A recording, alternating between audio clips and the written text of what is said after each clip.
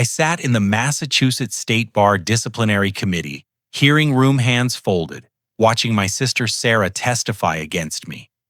The fluorescent lights buzzed overhead as she declared with conviction that her own brother had been impersonating a lawyer for years. My parents, Margaret and Robert, nodded gravely from the gallery, having submitted the original fraud complaint.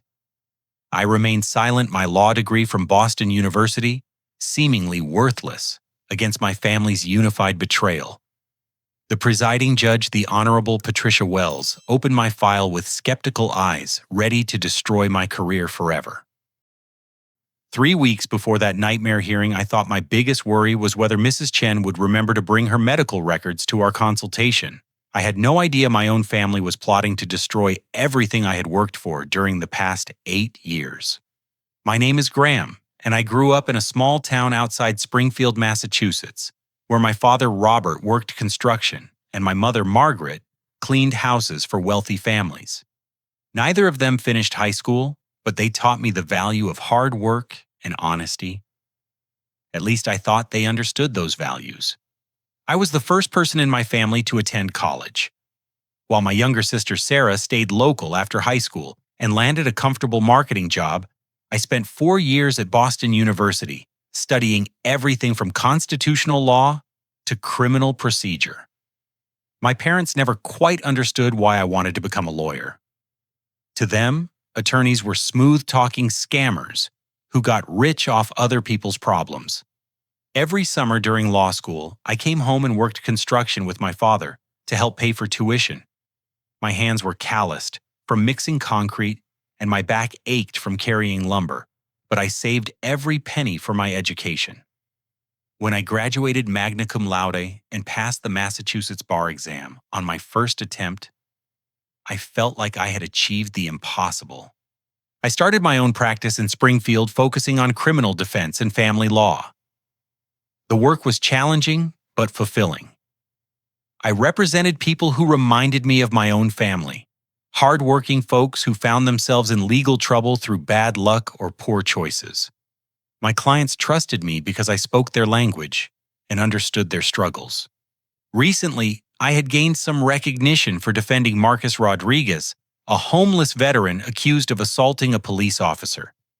The case made headlines because of allegations of police brutality. I spent months investigating, interviewing witnesses, and reviewing body camera footage. When I proved that Marcus was actually the victim of excessive force, the acquittal sent shockwaves through the local legal community. But my family never celebrated my successes. They remained distant and skeptical, as if they were waiting for me to admit that my entire career was some elaborate joke. When I invited them to court to watch me argue cases, they always had excuses. When I offered to help with their legal problems, they declined and went to other attorneys instead. I thought their coldness stemmed from their discomfort with my education and career choice. I never imagined there was something much more sinister happening behind my back. The truth began to unravel on a Saturday afternoon when I was helping my parents prepare for a move to a smaller apartment. My father had retired, and my mother wanted to downsize. As I packed boxes in Sarah's old bedroom, I noticed a torn envelope wedged behind her dresser. When I pulled it free, my heart stopped. It was addressed to Mr. and Mrs. Robert Hamilton, dated 8 years ago from Boston University School of Law. The return address made my stomach lurch. It was my law school graduation invitation. The envelope had been ripped open and then carefully taped back together. Inside, I found the formal invitation to my graduation ceremony, along with a personal note from the dean congratulating my parents on raising such an outstanding student. The letter mentioned my magna cum laude achievement and my selection for the law review.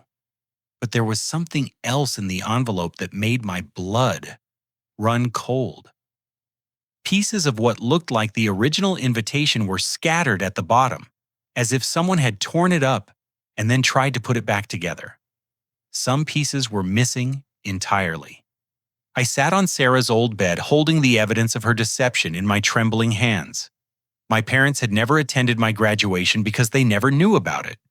My sister had intercepted their invitation and destroyed it. then carefully reconstructed enough pieces to hide the evidence. For 8 years, my parents believed I had dropped out of law school. They thought my entire career was an elaborate fraud, and Sarah had been the one feeding them that lie from the very beginning. The realization hit me like a physical blow. Every strange comment from my parents, every skeptical look, every refusal to acknowledge my achievements. It all made sense now. Sarah had systematically poisoned them against me, destroying their faith in my integrity, while maintaining her position as the golden child who stayed close to home.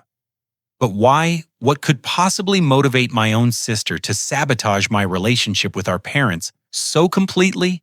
As I stared at the torn invitation in my hands, I knew I had to confront her immediately. What I discovered next would shake my understanding of my family to its very core. I called Sarah that evening and asked her to meet me at Miller's Diner, a quiet spot on Route 9 where we used to go as kids. She seemed nervous when she arrived, fidgeting with her coffee cup and avoiding eye contact. I found something interesting today while packing Mom and Dad's things. I began placing the torn graduation invitation on the table between us. Sarah's face went white.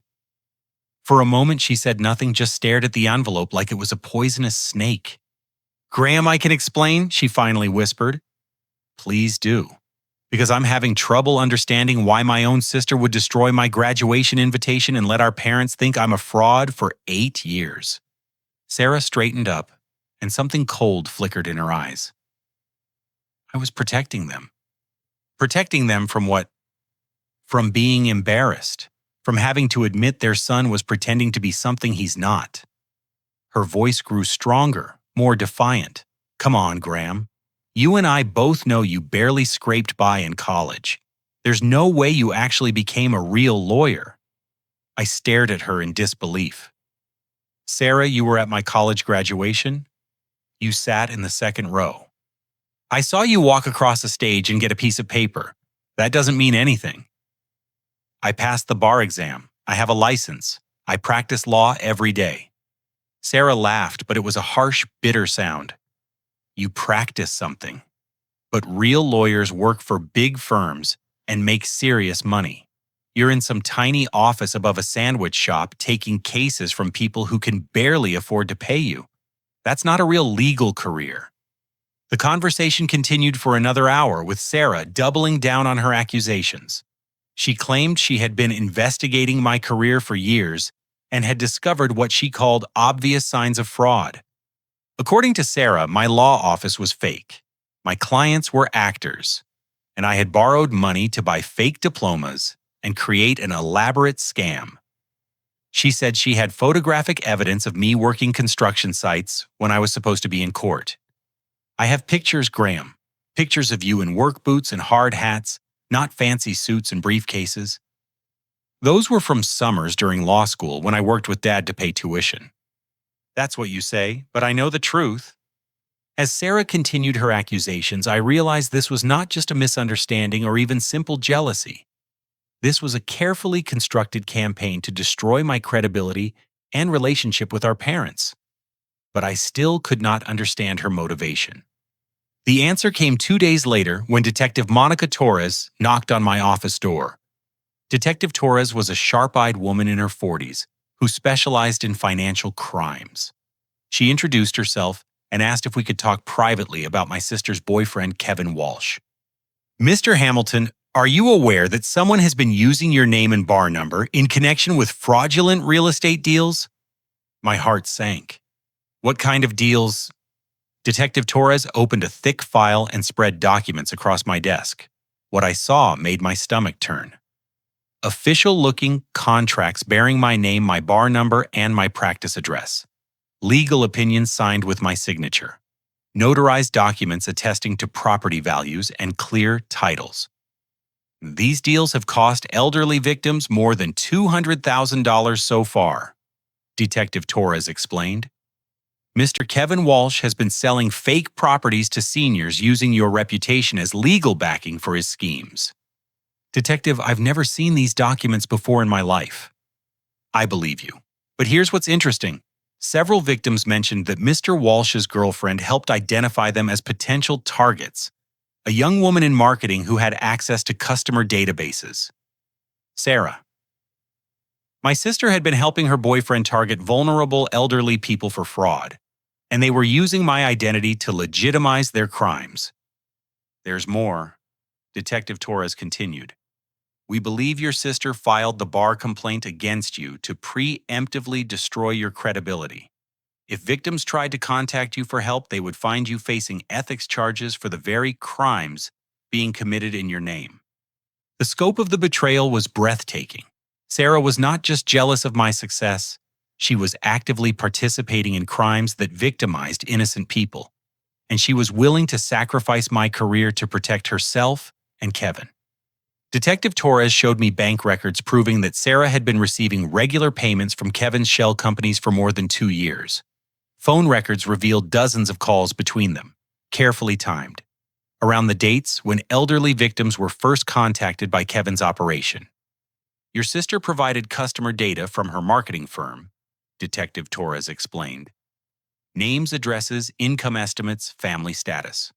Kevin used that information to target wealthy seniors who lived alone and might be vulnerable to real estate scams. As I reviewed the evidence, one detail stood out.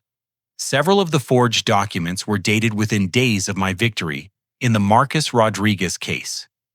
Sarah had known that my growing reputation would make Kevin's schemes more credible, so she had filed the bar complaint immediately after my biggest professional triumph. She was not trying to protect our parents from embarrassment. She was trying to protect herself from prison. When Detective Torres left my office that afternoon, I sat alone among the scattered evidence of my family's betrayal. The graduation invitation seemed almost quaint compared to the forged legal documents that bore my name. My sister had not just lied to our parents. She had turned me into an unwitting accomplice in crimes against vulnerable elderly people.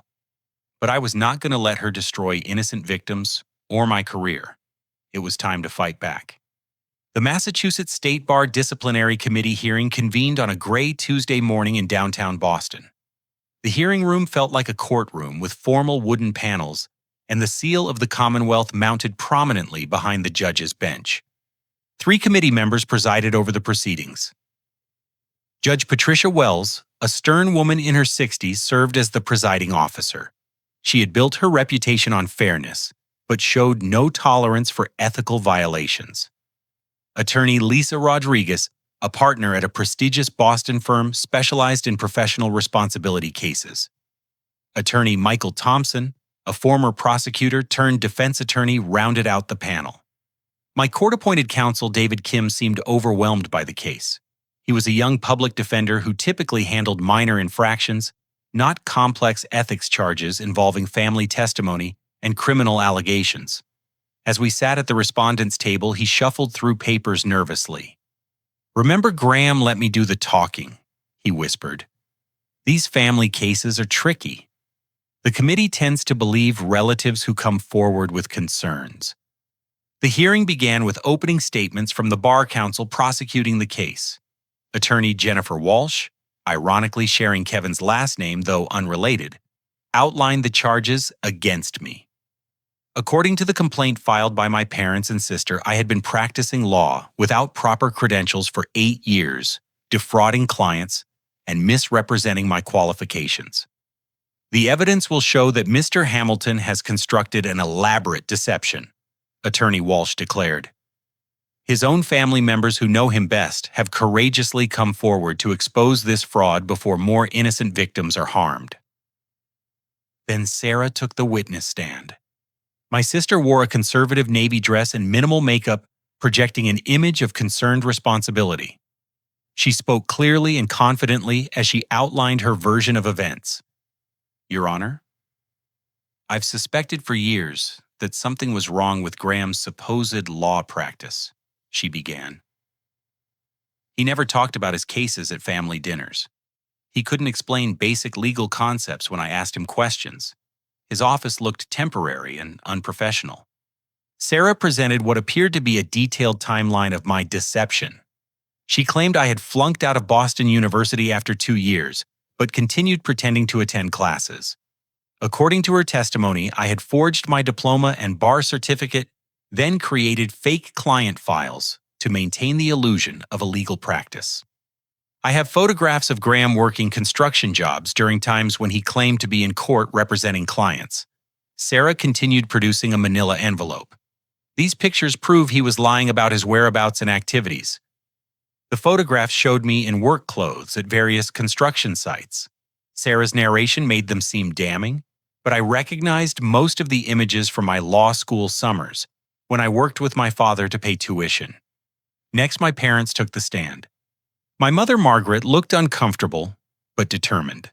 She testified that Sarah had brought concerns to their attention about my strange behavior and evasive answers about my legal career. Graham could never explain what kind of law he practiced, my mother said. When we asked about his cases, he would change the subject or make vague comments. It seemed like he was hiding something. My father, Robert, was more direct.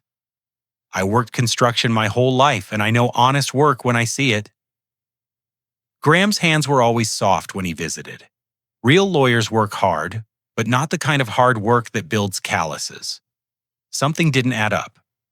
Their testimony painted a picture of a son who had been deceiving his family for years, supported by specific examples and apparent evidence. David Kim tried to object to hearsay and speculation, but Judge Wells allowed most of the testimony as relevant to the family's concerns and observations. The most damaging moment came when Kevin Walsh took the stand as a concerned citizen. Kevin appeared clean-cut and articulate in his dark suit and red tie. He testified that he had discovered my fraud while researching lawyers for his elderly neighbors who needed legal help. I became suspicious when I couldn't find Mr. Hamilton listed in standard legal directories, Kevin testified. His bar number didn't match state records, and his law school couldn't confirm his graduation. When I tried to verify his credentials, everything seemed fabricated.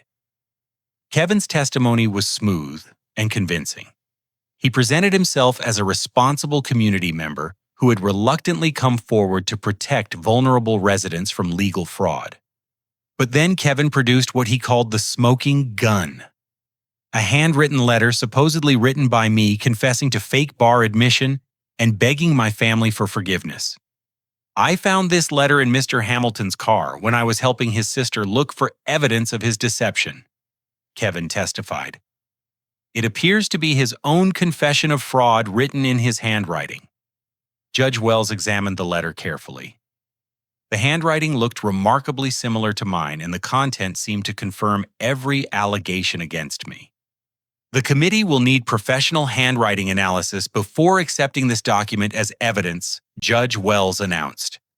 We'll recess for 2 hours while an expert examines the letter. As court officers secured the confession letter for analysis, I felt the weight of my family's coordinated attack. Sarah, my parents, and Kevin had presented what appeared to be overwhelming evidence of an 8-year fraud. Their testimony was consistent, detailed, and supported by apparent documentation. David Kim leaned over and whispered, "Graham, if that handwriting analysis confirms you wrote that confession letter, this hearing is over. Is there anything you haven't told me?" I looked across the courtroom at my family. Sarah avoided my eyes, but my parents stared at me with expressions of disappointment and betrayal. They genuinely believed I had been lying to them for years. In 2 hours, a handwriting expert would determine whether my legal career ended in disgrace. But as I sat in that hearing room surrounded by the people who should have supported me most, I realized that something much more important was already lost. Even if I proved my innocence, I would never again have a family that believed in me. The handwriting expert, Dr. Ellen Martinez, returned to the hearing room, carrying a magnifying glass and several analysis sheets. The committee members leaned forward as she approached the witness stand, her findings about to determine my professional fate. After examining the question document against known samples of Mr. Hamilton's handwriting, I can state definitively that this letter is a forgery, Dr. Martinez announced. The courtroom erupted. Sarah's face went pale, and Kevin shifted uncomfortably in his seat. Dr. Martinez continued her analysis. The letter shows signs of simulation, someone attempting to copy Mr. Hamilton's writing style. However, the forger made several technical errors. The pen pressure is inconsistent, the letter formation show hesitation marks, and the overall flow lacks the natural rhythm of authentic handwriting. Judge Wells studied the analysis charts. Dr. Martinez, in your expert opinion, was this forgery created by an amateur or someone with professional training? The quality suggests someone with experience in document forgery, Your Honor. This was not a casual attempt at imitation. As Dr. Martinez finished her testimony, I noticed Detective Torres entering the courtroom. She had been investigating Kevin's fraud schemes, and her presence suggested that new evidence was about to emerge. Detective Torres approached the bench and requested permission to present urgent information relevant to the proceedings. Judge Wells granted her request, and what happened next transformed the hearing from an ethics investigation into a criminal case. Your Honor, I'm Detective Monica Torres with the Massachusetts State Police Financial Crimes Unit, she began. I have evidence that Mr. Kevin Walsh, who testified earlier today, is the subject of an ongoing fraud investigation involving identity theft and elder abuse. Detective Torres produced a thick folder containing bank records, phone transcripts, and victim statements. As she outlined the scope of Kevin's criminal operation, the pieces of the puzzle began falling into place. Mr. Walsh has been operating a real estate fraud scheme targeting elderly victims throughout Western Massachusetts, Detective Torres explained. He used Mr. Hamilton's identity bar number and professional reputation to legitimize fake property deals. Sarah tried to leave the courtroom quietly, but Detective Torres continued her testimony. Our investigation has revealed that Mr. Walsh's girlfriend, Sarah Hamilton, provided customer data from her marketing firm to identify vulnerable targets. Bank records show she received regular payments for her assistance in this criminal enterprise. The gallery stirred as people realized the implications. My own sister had been helping her boyfriend commit crimes against elderly people, while simultaneously destroying my reputation to prevent victims from seeking my help. Detective Torres called Mrs. Dorothy Chen to the witness stand. Mrs. Chen, a 78-year-old widow, described how Kevin had convinced her to invest her life savings in fake vacation properties. The young man seemed so trustworthy, Mrs. Chen testified. He showed me legal documents signed by Graham Hamilton, a real lawyer. He said Mr. Hamilton had verified that the properties were legitimate investments. Mrs. Chen pointed directly at Kevin. That's him. That's the man who stole my retirement money. More victims in the gallery began recognizing Kevin from his earlier testimony. The hearing room became chaotic as elderly people stood up calling out their own experiences with his fraud schemes. Judge Wells restored order and continued taking testimony. Detective Torres presented phone records showing dozens of calls between Sarah and Kevin, carefully timed around dates when victims were first contacted. Ms. Hamilton provided more than just customer data, Detective Torres continued. Phone surveillance reveals she helped Kevin identify the most vulnerable targets based on their psychological profiles and family situations. The final revelation came when Detective Torres presented Sarah's banking records. Regular deposits from Kevin's shell companies, always in amounts just below federal reporting requirements, painted a clear picture of systematic criminal cooperation. Sarah could no longer maintain her composure. She stood up in the gallery and shouted, "This is ridiculous. I was trying to protect my family from Graham's lies." But Detective Torres had saved the most damaging evidence for last. She played audio recordings from Sarah's cell phone conversations where she and Kevin discussed targeting specific elderly victims and using my professional reputation to legitimize their schemes. In one particularly damning recording, Sarah's voice was clear. "Mrs. Patterson has over 50,000 in CDs. Kevin, if you use Graham's name on the contracts, she'll believe the deals are legitimate. She trusts lawyers." Judge Wells called for an immediate recess as court officers moved to arrest both Sarah and Kevin. The hearing that had begun as an attack on my professional credentials had transformed into the exposure of a criminal conspiracy. As Sarah was led away in handcuffs, she finally looked directly at me. For just a moment, I saw fear and regret in her eyes, but then her expression hardened again, and she turned away without speaking. Kevin attempted to claim that he was also a victim manipulated by Sarah into believing I was actually a fraud. But Detective Torres had too much evidence of his leadership role in the criminal enterprise. His smooth testimony earlier in the day now seemed like additional proof of his manipulative abilities. My parents sat in stunned silence as they watched their daughter arrested for crimes they could barely comprehend. The child they had believed and protected had been systematically victimizing elderly people while destroying their son's reputation. When the hearing reconvened, Judge Wells made an unprecedented announcement. In 30 years of professional responsibility proceedings, I have never encountered a case where the complainants were themselves engaged in criminal activity designed to undermine the respondent's ability to practice law. She began.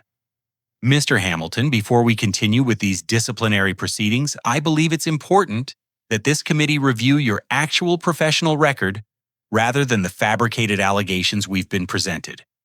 Judge Wells requested my complete case files from the Board of Bar Overseers. What she found would not only clear my name, but elevate my professional standing far beyond anything I had imagined possible.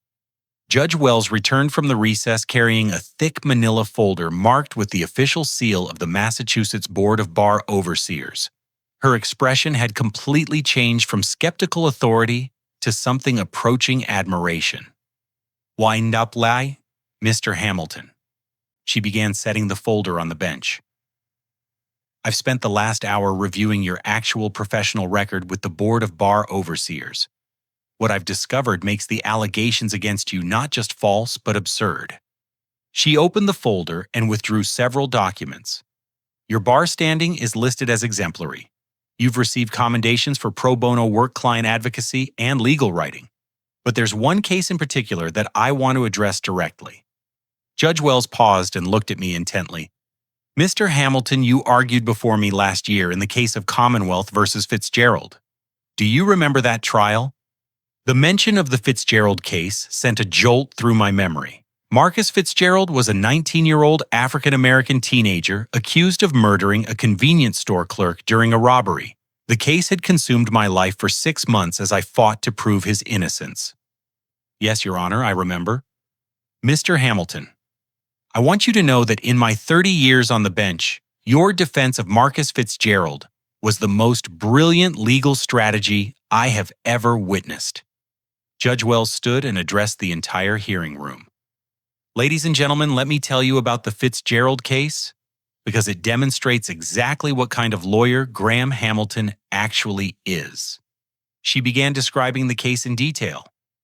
Marcus Fitzgerald had been arrested based on eyewitness identification and circumstantial evidence.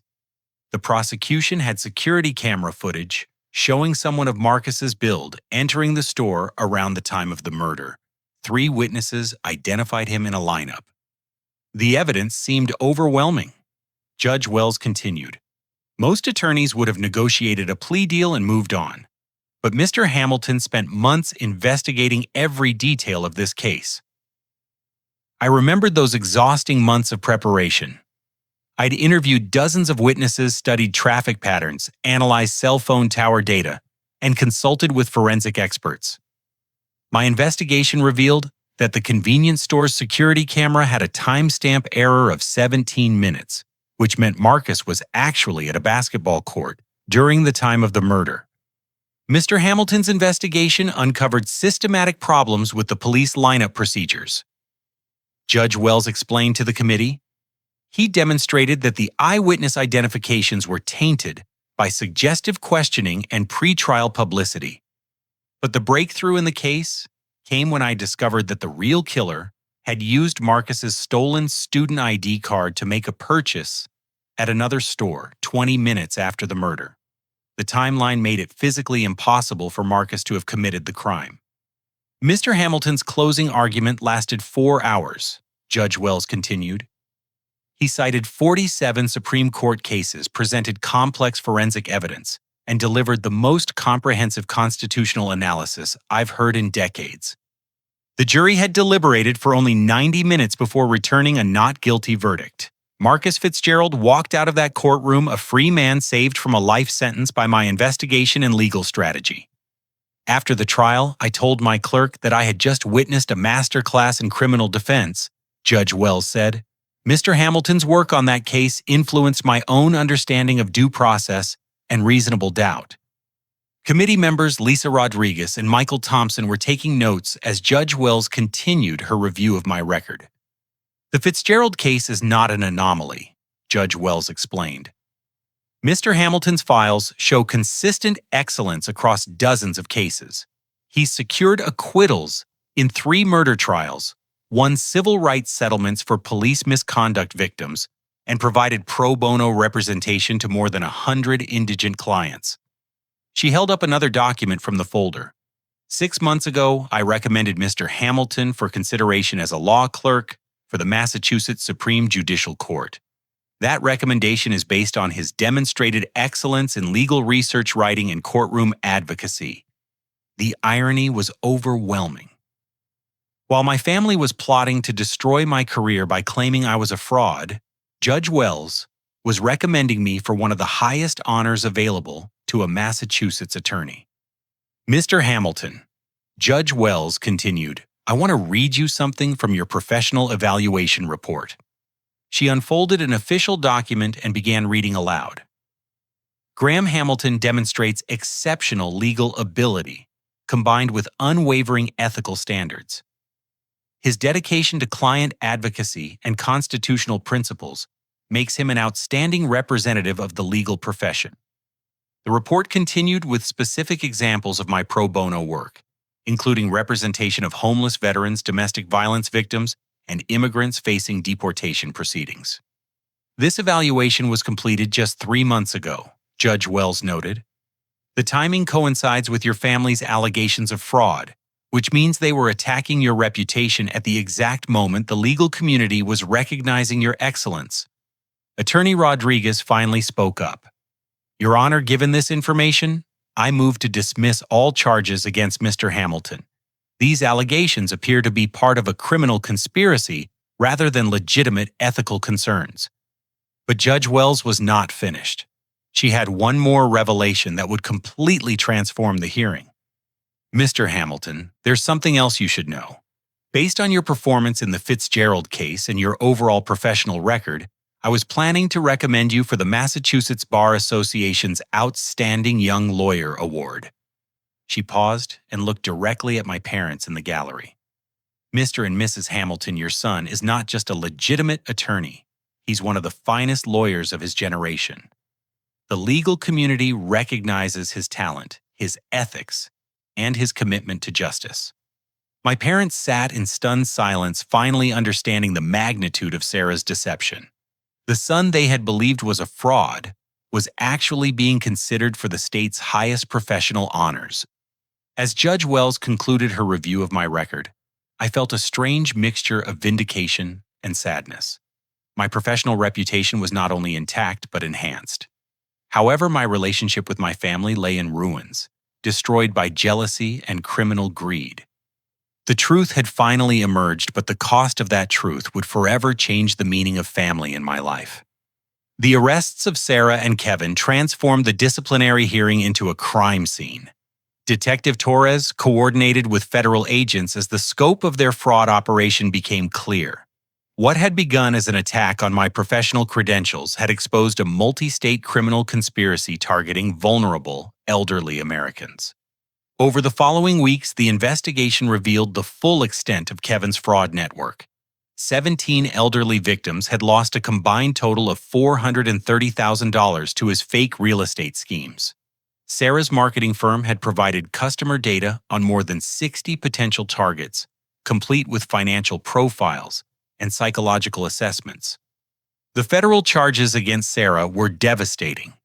In addition to conspiracy and fraud, she faced elder abuse charges that carried potential life sentences. Her cooperation with Kevin's operation went far beyond providing customer data. She had actively participated in identifying the most vulnerable victims and crafting psychological manipulation strategies. During Kevin's interrogation, investigators discovered that Sarah's involvement began 2 years earlier when they met at a professional networking event. Kevin had been impressed by her access to demographic data and her understanding of marketing psychology. What started as a romantic relationship had evolved into a criminal partnership.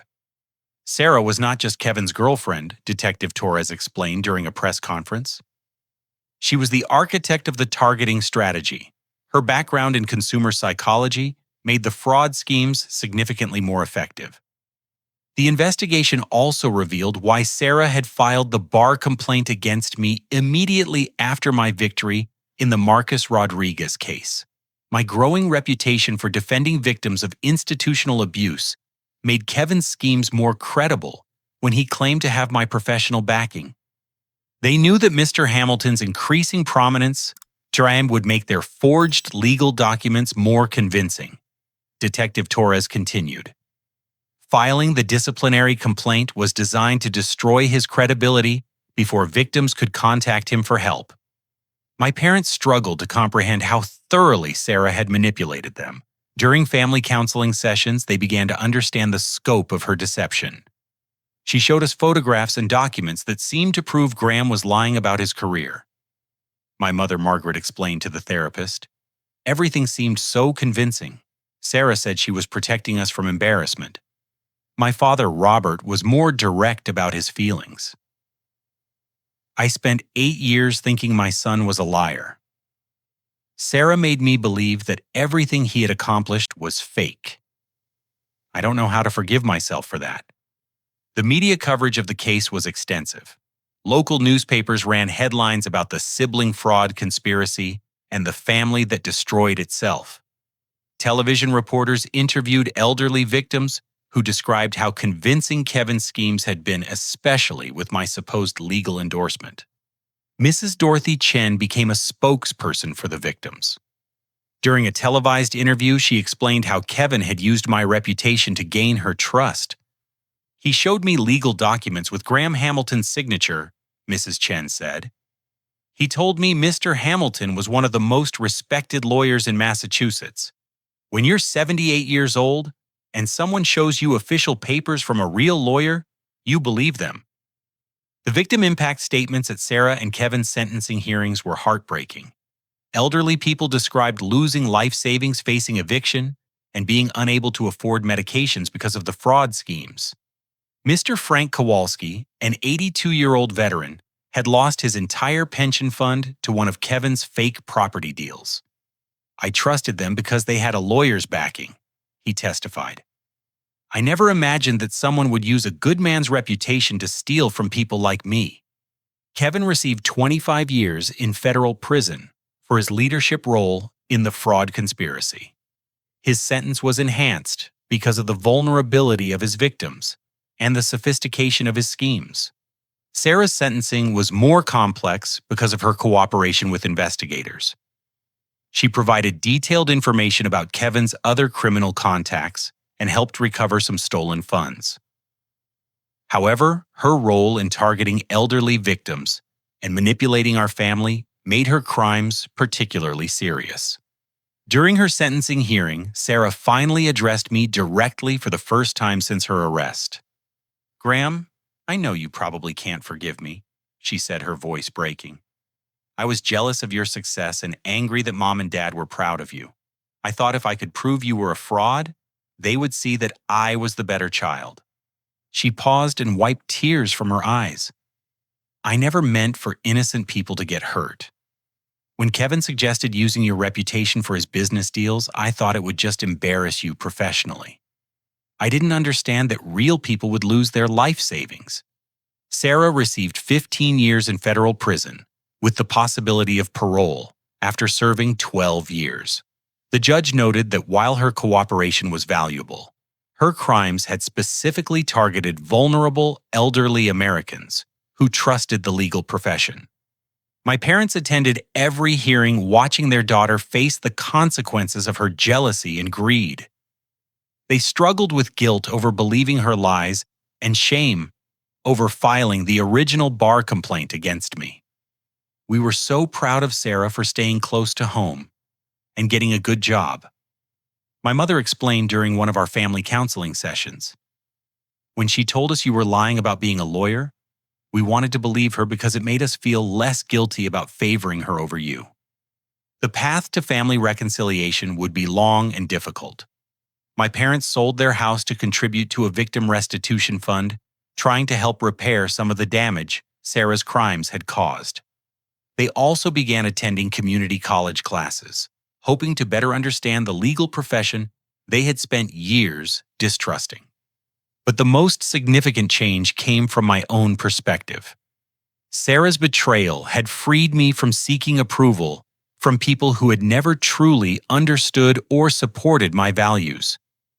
For the first time in my adult life, I stopped trying to prove my worth to family members who had been willing to believe the worst about me.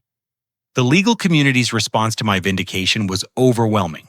Colleagues who had followed the case offered their support, and new clients sought my representation because of the integrity I had shown during the crisis. Judge Wells kept her promise to recommend me for professional honors. 6 months after the hearing, I received the Massachusetts Bar Association's Outstanding Young Lawyer Award with my parents in attendance to witness my recognition. As I stood at the podium accepting the award, I realized that Sarah's attempt to destroy my career had actually revealed the strength of my professional reputation and the support of colleagues who truly understood my character. Justice had been served, but the real victory was discovering that my worth was never dependent on my family's approval. The people who mattered most, my clients, colleagues, and the community I served, had never doubted my integrity. 6 months after the disciplinary hearing that nearly destroyed my career, I stood in the marble hallway of the Massachusetts Supreme Judicial Court building, adjusting my tie before the most important interview of my professional life. Judge Wells had kept her promise to recommend me for a Supreme Court clerkship, and today I would meet with Chief Justice Rebecca Morrison to discuss my future in the legal profession. The clerkship represented the pinnacle of legal achievement for young attorneys in Massachusetts. Only 4 positions were available each year, and competition included graduates from Harvard, Yale, and Stanford law schools.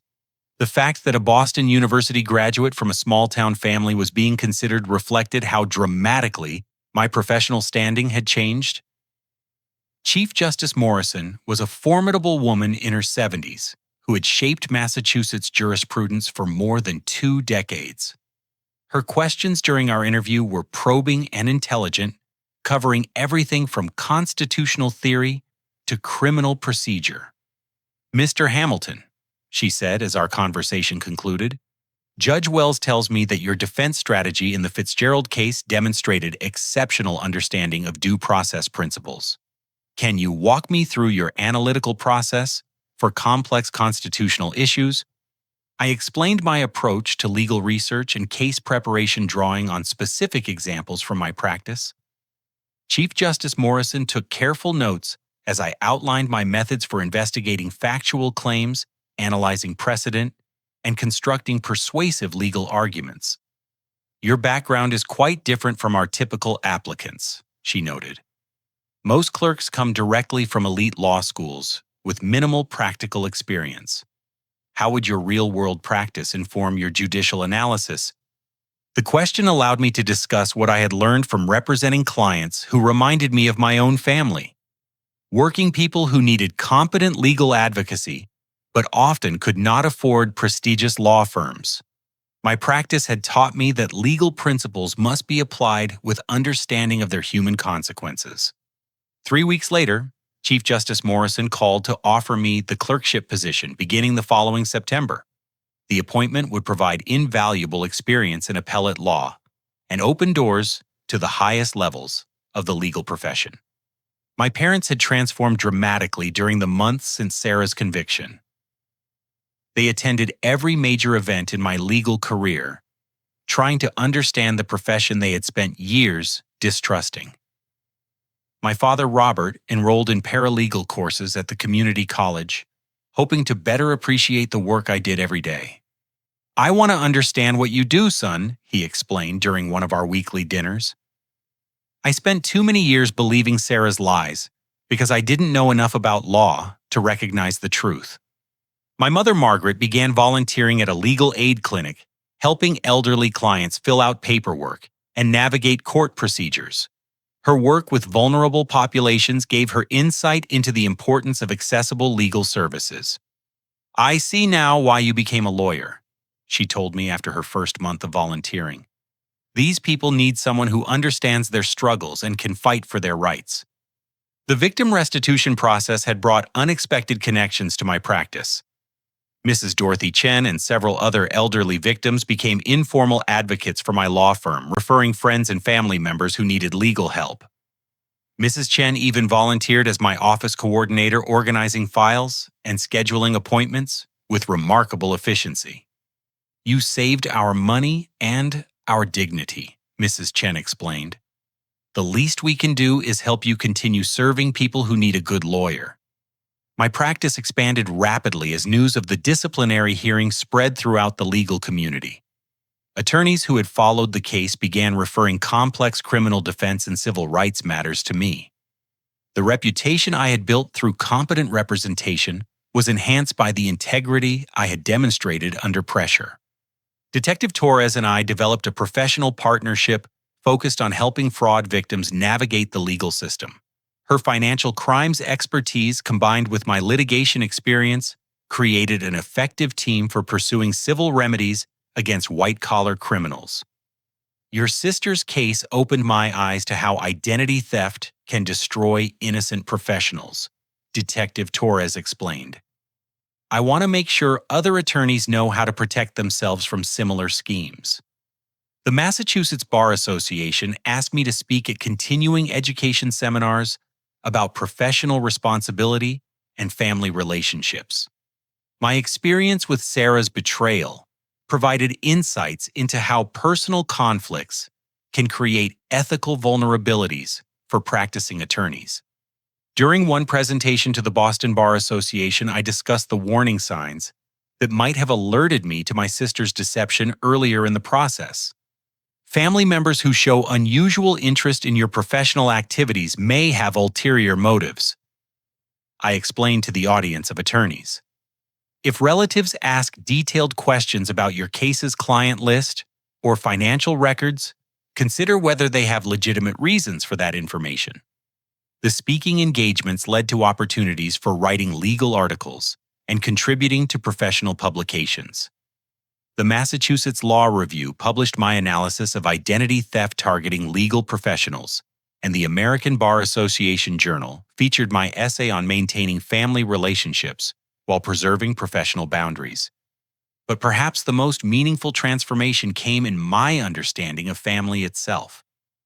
Sarah's betrayal had been devastating, but it had also freed me from seeking validation from people who had never truly understood my values or supported my goals. I built relationships with colleagues who shared my commitment to legal excellence and social justice. Judge Wells became a mentor who provided guidance on career decisions and judicial philosophy. Detective Torres and Mrs. Chen represented the kind of chosen family that develops around shared work and common values. My relationship with my parents improved gradually as they demonstrated genuine commitment to understanding my profession and supporting my goals. The process was not always easy, but their willingness to acknowledge their mistakes and make meaningful changes showed that reconciliation was possible. Sarah and I exchanged letters during her imprisonment, carefully supervised conversations that explored the damage her choices had caused to our family and the innocent victims of her crimes. She expressed genuine remorse for her actions and began working toward a college degree in social work, hoping to help vulnerable populations after her release. "I spent so many years resenting your success that I lost sight of my own potential," she wrote in one letter. "I want to spend the rest of my life trying to repair the damage I caused to people who trusted me." The disciplinary hearing that had threatened to end my career ultimately established my reputation as one of Massachusetts's most promising young attorneys. The Massachusetts Bar Association's Outstanding Young Lawyer Award was followed by recognition from the American College of Trial Lawyers and an invitation to join the board of directors for the state's largest legal aid organization. But the greatest measure of my success came from the clients I served and the cases I won. Marcus Fitzgerald, whose murder acquittal had first brought me to Judge Wells's attention, completed his college degree and became a youth counselor working with at-risk teenagers. "Mr. Hamilton saved my life," Marcus said during a testimonial dinner for the legal aid organization. "But more than that, he showed me what it means to fight for justice even when the odds seem impossible." As I prepared to begin my Supreme Court clerkship, I reflected on the journey that had brought me from a small-town construction worker's son to the pinnacle of the Massachusetts legal profession. The path had been marked by hard work, family betrayal, professional triumph, and personal growth. The most important lesson I learned was that success earned through honest effort and dedication to principle cannot be destroyed by jealousy, manipulation, or even family betrayal. True worth comes from character and competence, not from approval by people who refuse to recognize your value. Sometimes the family you choose through shared work and common values matters more than the family you are born into. The legal community that supported me during my crisis, the clients who trusted me with their most important problems, and the colleagues who respected my integrity, formed a professional family that understood and appreciated my contributions.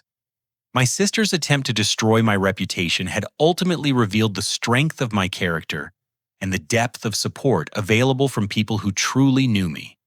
The disciplinary hearing that was intended to end my career had instead launched me toward opportunities I could never have imagined. As I looked toward the future, the Supreme Court clerkship, potential judicial appointments, and continued service to clients who needed competent legal advocacy, I understood that the greatest victory was not professional recognition, but personal peace. I had learned to value merit over approval, integrity over acceptance, and chosen family over blood relations that brought only pain and betrayal. Sarah's crimes had cost innocent victims their life savings, and our family its unity. But they had also taught me the most important lesson of my legal career: justice is not just about winning cases, but about maintaining your principles when everything you have worked for is under attack. The young lawyer who had sat silently in that disciplinary hearing 6 months ago, watching his family testify against him, had emerged as a recognized leader in the Massachusetts legal community. But more importantly, he had discovered that his worth was never dependent on his family's approval or understanding. True success comes from serving others with competence and integrity, building relationships based on mutual respect and shared values, and maintaining your principles even when the people closest to you refuse to support your dreams. Have you ever had someone close to you try to sabotage your success out of jealousy? I would love to hear your stories in the comments below. How did you handle family members or friends who could not celebrate your achievements? If this story resonated with you, please give it a like and share it with someone who might need to hear about standing up for yourself when even family members turn against you. Your support helps me continue creating content about overcoming betrayal and building the life you deserve. Do not forget to subscribe for more stories about fighting back against injustice and finding strength in the darkest moments. Remember, your worth is not determined by whether others believe in you, but by your commitment to doing what is right, even when the cost seems too high to bear. Thank you for taking this journey with me, and I hope my experience reminds you that sometimes the greatest victories come from the battles you never wanted to fight. Keep believing in yourself, even when no one else will.